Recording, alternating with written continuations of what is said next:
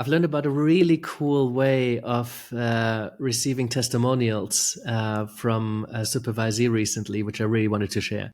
So most coaches have some part of their last session of their kind of closing ritual or how to end where they ask for a testimonial, written, perhaps video, whatever it may be. In some way, we're asking, hey, could you perhaps write up something about your experience so that we can open the door for more people?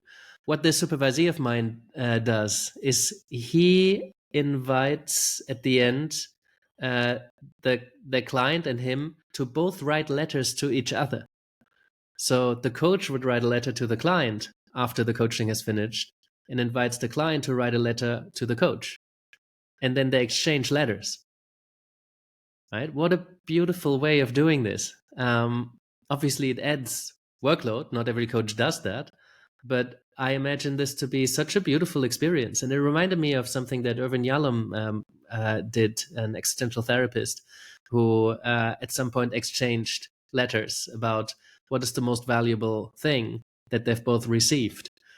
And I remember he was quite humbled by the experience because he had assumed that it would be this, this interpretation or the way he holds space or something that shows how masterful he is in his technique or in his way of being a therapist.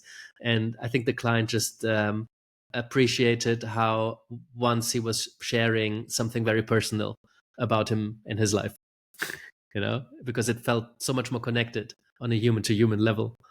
So that was quite significant for him, right? But exchanging letters as part of a testimonial, perhaps with the ask that could I edit some of that in a meaningful way, maybe check with you, and then you have so much material to go on, right? And it's just a beautiful practice, regardless of what you do with this. So I offer that out to other coaches of also doing that. I think it's a beautiful practice. Thank you.